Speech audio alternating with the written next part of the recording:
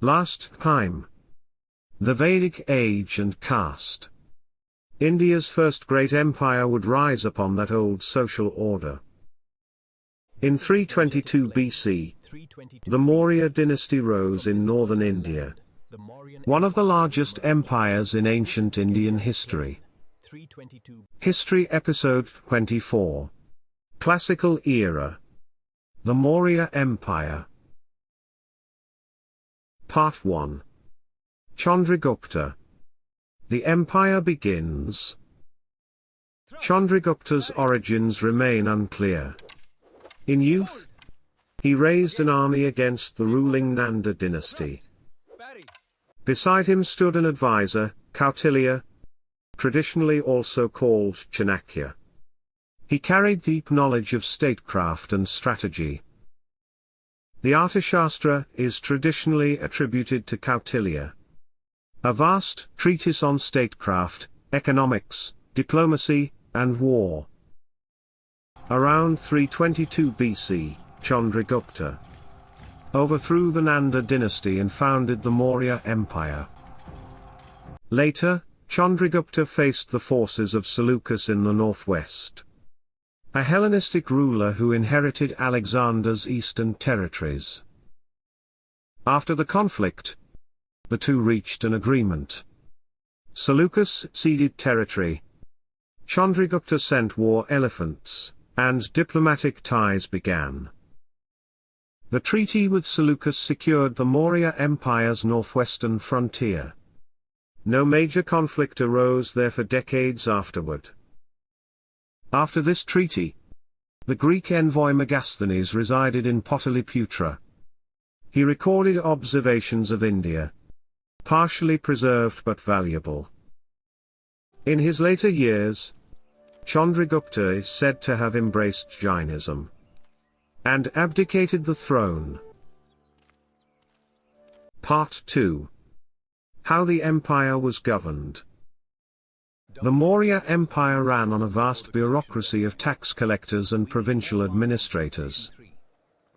The Arthashastra also describes a network of spies, reportedly reporting on regional affairs and the conduct of officials. The empire was divided into provinces, each governed by royalty or trusted officials. Orders traveled from Pataliputra across the realm. Roads and communication networks connected the empire. Merchants, envoys, and information moved along trade routes. The statecraft described in the Arthashastra was highly pragmatic. A politics of cold calculation in economy, intelligence, and diplomacy. The state was deeply involved in agriculture and irrigation, including dams and reservoirs. Part 3. Bindusara and Ashoka's rise. Bindusara, Chandragupta's son and successor, further expanded the empire his father had founded. Bindusara had several sons. One of them was Ashoka. Tradition also speaks of conflict over succession. Before his accession, Ashoka served as a provincial governor, gaining experience in Ujjain and Taxila. Around 268 BC, Ashoka became king. Accounts of his accession vary across traditions. Later traditions portray Ashoka's early reign as forceful and decisive, with ambitions to expand.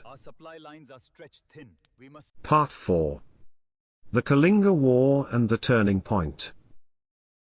Around 261 BC, Ashoka invaded Kalinga, a wealthy and independent kingdom on the eastern coast. The war is said to have been devastating. According to Ashoka's own edicts, vast numbers were killed or deported.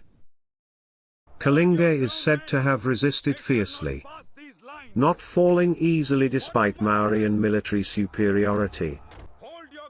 Ashoka's own edicts record deep remorse over the conquest of Kalinga.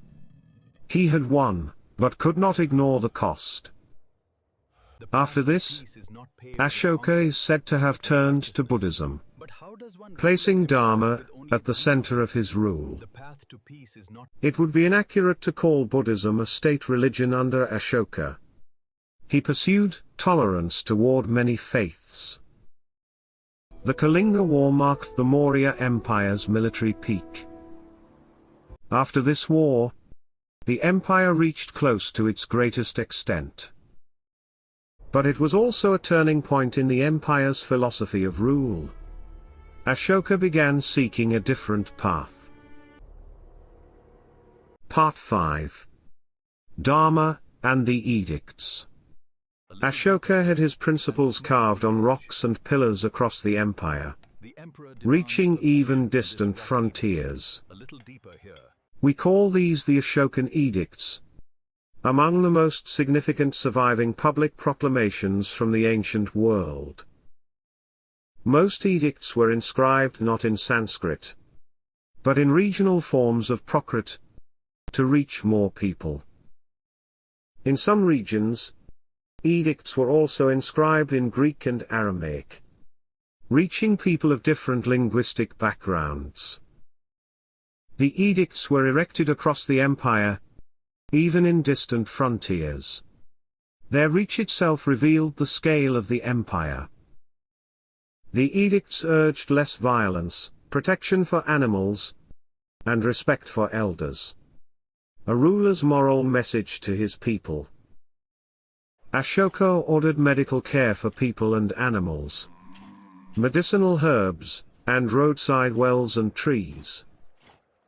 Ashoka sent envoys to spread Buddhist teachings, both within and beyond the empire. His son Mahinda is said to have traveled to Sri Lanka, and played a key role in spreading Buddhism there. Sri Lankan Buddhist tradition remembers this encounter as a founding moment. That tradition continues to this day. Ashoka's edicts are still found across South Asia, among the earliest surviving public messages left by an ancient ruler.